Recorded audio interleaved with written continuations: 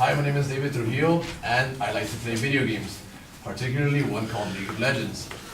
League of Legends is a video game that was developed in 2011 by the company called Riot Games, and since then it has gone from a small indie game to the most popular game in the world. It is my claim today that League of Legends is a serious opportunity to make a career out of. Oh yeah, and before I continue, I would like to define a few terms. Esports stands for electronic sports. A split is basically like a tournament, like a series of matches, and Twitch TV is a streaming website. And if you don't know what streaming is, it's basically broadcasting. So people broadcast video games, people watch them, they join their channels, and people can donate money to them and subscribe to them for a fee of $5. So going back to my claim, League of Legends being a serious opportunity to make a career out of. I say this because one, the esports scene has grown tremendously. Two, professional players have a steady flow of income. And three, you don't have to be a professional player to make a living doing something related to League of Legends. So the quick rundown on my first supporting claim is that the esports scene, the prize pool has gone up, that's increased, the viewerships have gone up, and the production value has increased, and it has received recognition from organizations such as the US government and UC Irvine.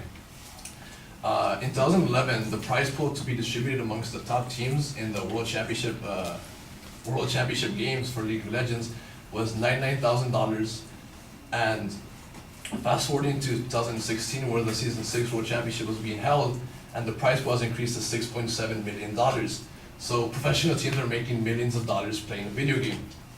And also, now the viewership has gone up. In 2011, when Riot broadcasted the World Championship games, Twitch TV reported that at the peak of the stream, over 180,000 people were watching the stream, with over 900,000 unique viewers. And a unique viewer is, a separate person. So there were over 900,000 people watching the stream. And once again, fast forwarding to 2016, and Twitch TV reported that this time around, the amount of unique viewers over 43 million, with a peak concurrent viewership of 14.7 million. So there is a very large fan base here. A lot of people like watching professional League of Legends. And now for the production value, in Season 1 when they broadcasted it was very evident that Riot was an amateur company. The lighting wasn't proper, the casters were unprofessional, and the stream had a lot of technical issues. And once again, fast forwarding to 2016, now the stream is broadcast in 18 different languages. The streams are professional, they have sometimes like concerts, it's a spectacle, and the casters are seasoned, they're veteran, now they're actually good. Everything's presented in a very professional way. And in 2012, the US government recognized professional League of Legends players as professional athletes, and this allows for foreign players to actually get work visas to come play on North American teams. And UC Irvine also recognized League of Legends as a viable career choice, and as such has begun giving League of Legends sponsorships to high-ranked players. And now for my second supporting claim, professional players and their income. So to be a professional League of Legends player is similar to other sports. You get scouted, you get recruited, you get put on salary. And ESPN reported that in 2012, Riot mandated that each player be paid at least $12,500 per split, and there are 2 splits per year. So each professional player makes at least $25,000 a year. And this is on top of everything else I'm about to mention. Professional players also earn sponsorships. For example, Cloud9, an organization that plays for League of Legends, currently reported that one of their players called Sneaky is being sponsored by big companies such as Logitech, Intel, and HyperX. And in 2014, one player called Ocelot reported that he made over $950,000 from sponsorships alone. So as you can see, there's a lot of money to be made here, but wait, there's more.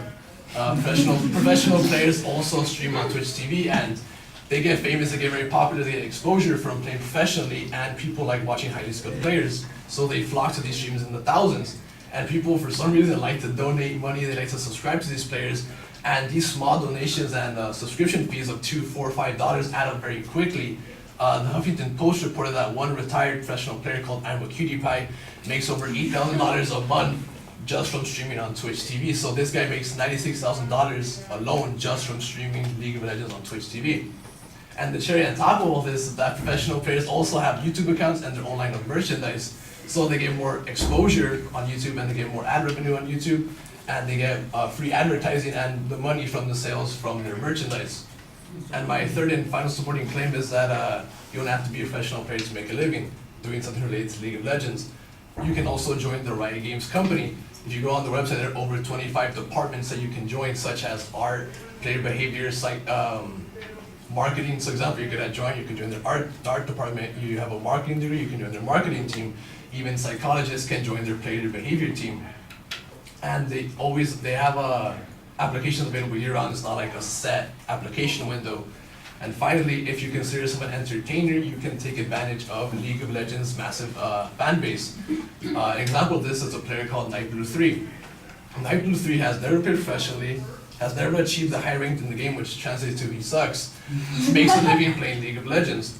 A website called Social Blade, which estimates the salaries of people who make a living off of like Twitch TV and YouTube, estimates that this player makes from $100,000 to $1 million a year just from playing League of Legends. So this guy enjoys a very comfortable 6-figure salary from just playing casual League of Legends. And with all that information in mind, I hope that I convince you that League of Legends is a serious opportunity to make a career out of. Thank you.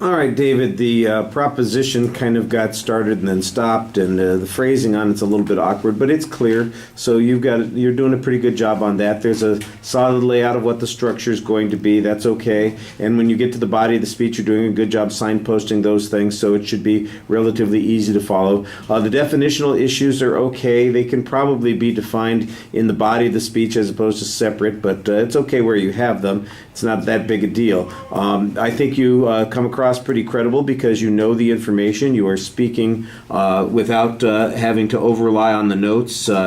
You sound enthusiastic while you're talking to us, so I think that that's all stuff that builds your ethos and makes you more believable when you're advancing the argument that you're making. There's a lot of data that does comparisons in that first section between 2011 and 2016, which I thought was pretty valuable.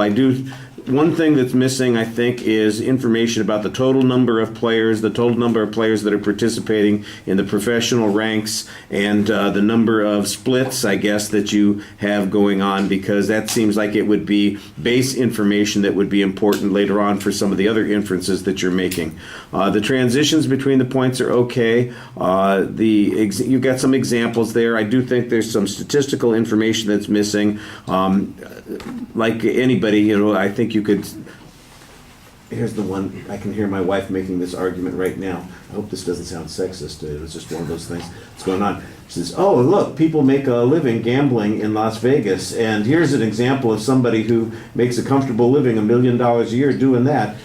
I think I'm going to make that my career." And I'm going, it's probably not bad for some people. I'm just wondering how typical that is, and what kind of investment of time and money and energy that people make. And so I think you need some more statistical information about your successes and incomes and that sort of thing.